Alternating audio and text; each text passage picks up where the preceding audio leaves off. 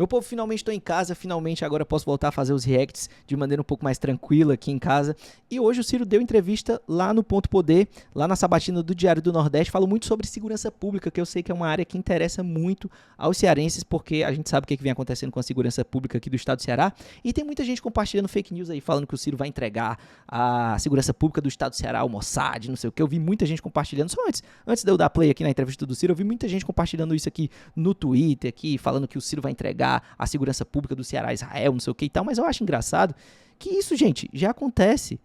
Parcerias entre o Estado brasileiro e Israel já acontecem e com tranquilidade, inclusive no governo Lula, e ninguém fala nada. Agora, quando é o Ciro que fala, vira um grande caos, né? Assim, ó, entrevista aqui à CNN, o diretor-geral da Polícia Federal, Andrei Rodrigues, chegou a falar em quebra de confiança com o governo de Israel, porque eles tinham divulgado a prisão de um terrorista lá antes da divulgação da Polícia Federal. O abalo, contudo, não deverá afetar a cooperação entre PF e Mossad, que mantém diversas parcerias na área de segurança pública. Engraçado, né? Porque quando é o Ciro que fala sobre aprender com as melhores práticas internacionais, aí é um caos. Agora, quando é o governo brasileiro fazendo, aí pode, tranquilo, sem nenhum problema. E não que eu ache algum problema nisso, mas é porque, enfim, só estou trazendo aqui dois pesos, duas medidas, né? Mas vamos ver o que o Ciro tem a dizer, de verdade, da boca dele, sobre segurança pública no estado do Ceará.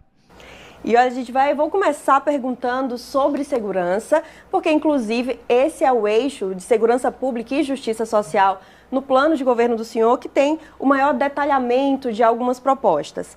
Aqui eu começo perguntando qual é a proposta central do senhor para combater as facções criminosas e como essa proposta central vai ser executada na prática. Inteligência e tecnologia, Jéssica. O atual governo considera as facções como se fosse o crime comum dos anos 80. O que é que eu estou querendo dizer? Viatura e policiais contratados, enfim. Menos do que nós deveríamos ter, mas aqui está a primeira grande diferença. Crime organizado, facção criminosa, como máfia, como células terroristas, na experiência que eu estudei da Europa, por exemplo, Itália e Alemanha são os mais importantes exemplos, não se enfrenta com um aparato.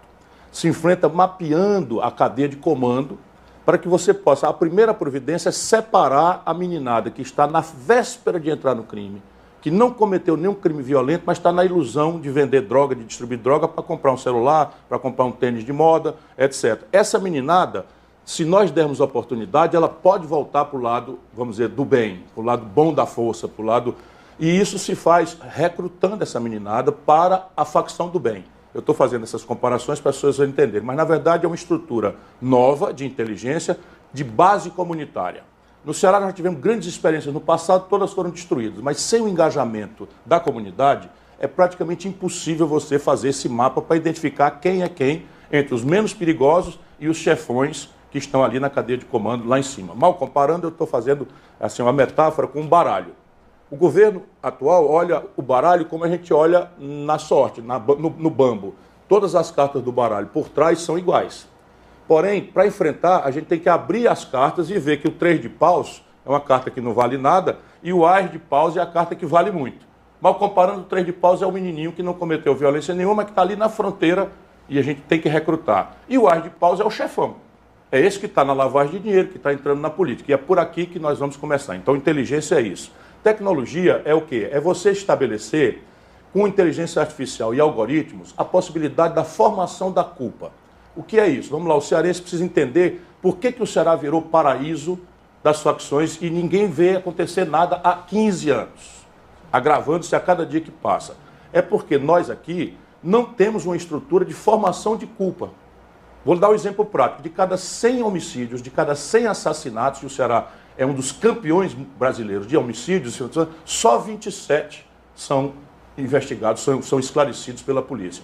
Quando chega no roubo, que é o que apavora a classe média, as mulheres que estão no ponto de ônibus, as pessoas que perdem o celular com um bandido com um revólver na cabeça, uma faca no pescoço, só 5 de cada 100 roubos, assaltos com mão armada, são esclarecidos no Ceará. Candidato, a gente voltar nesse segundo que o senhor trouxe em relação a essa aplicação da tecnologia, mas voltando à proposta inicial dessa rede que o senhor fala comunitária, de levar as pessoas a fazerem essa denúncia, hoje já existem canais de denúncia, disque denúncia, A população tem alguns mecanismos que ela pode denunciar, mas há um medo das pessoas em fazer essa denúncia também.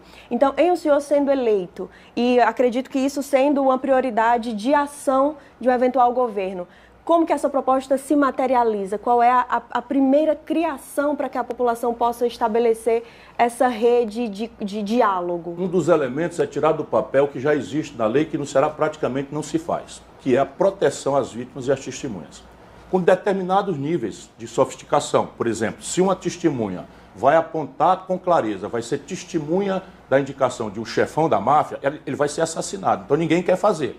O que eu preciso fazer? Eu preciso dar uma proteção, mudar a identidade, tirar do Ceará, alugar uma casa até no estrangeiro, se for o caso, dependendo da gradação do crime. Porque isso, de novo, tem que entender para decompor o problema. O governo aqui, eu prendi 5 mil faccionados. Isso é papo furado. Eles prenderam 100 garotos numa noite que estavam soltando foguete, comemorando, para debochar mesmo do governo e da polícia, comemorando o predomínio da facção do Rio de Janeiro aqui no nosso território, aqui de Fortaleza. 100 pessoas presas. No dia seguinte, cadê elas? Quem não tá ligado no que o Ciro tá falando aqui, e é assim, pra quem, porque eu sei que tem algumas pessoas que acompanham o meu canal não são de Fortaleza, não são do Ceará, assim, foi uma noite em Fortaleza que começou a pipocar fogos e até saiu no Twitter, assim, fogos em toda a Fortaleza e em vários bairros, parecia noite de Réveillon. E quando foi se descobrir, era o Comando Vermelho comemorando porque eles tinham meio que conseguido, acho que vencer eles tinham uma briga com outra facção, então eles conseguiram vencer a outra facção e tinham pacificado o terreno. E aí, assim, ficou muito feio pro governo Elman na época, né? Porque, assim, era meio que um atestado de que a cidade estava dominada pelo Comando Vermelho. Então, assim, ficou uma coisa muito feia. Então, ele teve que agir à época, aí divulgou que prendeu um monte de gente e tudo mais e tal, e o Ciro tá explicando essa situação. Só para dar o contexto para quem é de fora que não tá entendendo muito bem o que ele tá falando. A imprensa não prestou mais atenção, foram todos soltos, mas ficou lá a ficha suja, e esse menininho não tem mais volta. Porque na hora que ele for pedir um emprego, vai pedir um atestado de bons antecedentes, lá tá a ficha, ele preso como faccionado.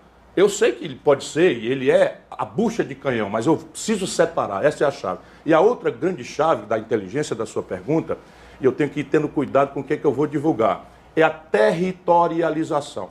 Então ninguém alimente ilusão que nós vamos chegar e pau, fazer um passe de mágica, acabou. Não, eu vou cercar o Serviluz, eu vou cercar o Parque Presidente Vargas, eu vou cercar Santana do Acaraú, onde hoje correu um salve geral da facção, proibindo o povo de Santana do Acaraú de fazer política, ou seja, de votar na oposição. Porque essas facções estão todas engajadas na sustentação da impunidade, que é o prêmio que elas têm no atual governo. Então o que é que eu faço? Eu separo um lugar e, evidentemente, quantos chefões de máfia você tem no território de Santana do Acaraú? 2, 5, digamos que seja 10. Se eu não conseguir prender 10 pessoas em Santana do Acaraú, eu não sirvo para governar o Estado. Isso seria mais ou menos em quanto tempo? Já que você tem a ciência que não é um passo de mágica. Em 90 dias haverá exemplos para a população tirar o espinho da desconfiança do coração e se engajar. Porque hoje, vamos lá, a legislação brasileira está errada. Eu peço ao Wagner, ao Alcides, como são meus candidatos a senador, e um conjunto de providências que eu já tinha proposto na minha campanha de presidente da República. A rigor, nós temos que federalizar o crime das facções criminosas. Mas, enquanto isso, eu vou tratar aqui do assunto. Mas veja bem, um homicida, uma pessoa que matou uma pessoa, em Fortaleza, em Messejana, sabe quem julga ela? Um júri popular, feito com uma bancária, um comerciário, um religioso, com a cara aberta, sentado na frente do faccionado. Não é possível, as pessoas não reconhecem, não é? Mas o Estado como uma coisa que protege você. Então nós temos que inverter essa lógica. Formar a culpa de forma a proteger a vítima e a testemunha. Tome um homicídio, o feminicídio. O Ceará está batendo recorde de feminicídio. Recorde, que é a matança de mulheres pelos seus parceiros, por regra. No Ceará, 90% dos feminicídios, 90 de cada 100, foram antecedidos de um pedido de socorro da mulher ao governo, pelo registro de um BO. Ou seja, se eu garantir que na hora que registrar o BO, eu vou deflagrar a medida protetiva, que pode ser desde um botão, tecnologia, um botão de pânico, eu dou para ela uma chavezinha que é conectada numa central e ela aperta e a viatura mais próxima é imediatamente comunicada. Tudo isso é tecnologia que eu já vi funcionando pelo mundo afora para conhecer as coisas, para melhorar e trazer para o Ceará. Então, ou até, no limite, tirar ela dali. Tirar ela dali, botar ela numa casa protegida e tal. Então, são determinadas ferramentas que a inovação, o olhar diferente que eu posso trazer, permite acreditar que é possível mudar. Candidato, o senhor já foi candidato a presidente da República por algumas oportunidades e entende, de certa forma, a questão da segurança nacionalizada. A gente está falando de facções criminosas que elas estão enraizadas em todos os estados brasileiros. A minha pergunta é a seguinte: até onde o governador pode ir sozinho, vamos dizer assim, em ações direcionadas exatamente para as funções de um governador do estado e a relação que o senhor teria aí com o governo federal na tentativa de combater esse tipo de crime? Veja, um dos álibis, uma das fugas do atual governador do Ceará é de que é um problema nacional. Claro que é um problema nacional. Eu fui candidato a presidente, estudei profundamente o assunto e tinha uma proposta. Mas não é verdade que o abuso louco que está acontecendo no Ceará seja um problema nacional, é um problema do Ceará. Por quê? Você pega a taxa de homicídios por 100 mil habitantes de São Paulo, dá 8.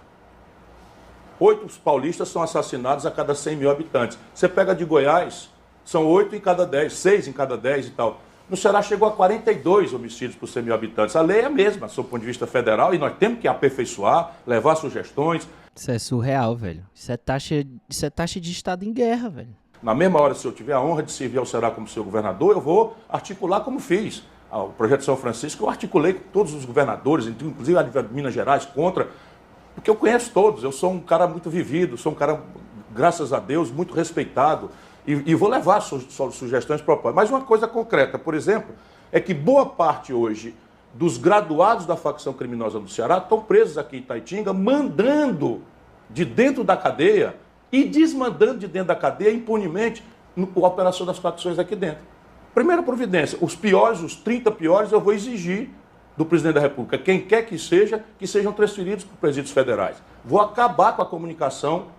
Acabar, simples e puramente. Você tem ferramentas para acabar com a possibilidade. Então você fica agora fiscalizando se alguém vai entrar com o celular, não tem sentido nenhum. Você bota um misturador de sinal, que é uma torre, e aí mas deram uma liminar para dizer perfeitamente. Eu já estou conversando com determinados líderes do judiciário para a gente fazer uma articulação. Então veja, não precisa de lei nova para você impedir que o faccionado que já está preso e condenado se comunique e dê ordem para matar, para esfolar, para mandar a gente sair de casa. Aqui no Ceará está se mandando uma família para fora de casa a cada 3 dias. Esse é o problema. O Ceará é porque a impunidade. Vou dizer de novo, de cada 100 assassinatos, nesse estado só 27 são esclarecidos. Então por que eu vou ter medo da polícia? O crime compensa no Ceará. E compensa, sabe por quê? Porque demorou tanto tempo essa impunidade, a frouxidão das nossas autoridades, que ela entrou para a política. Este é o problema.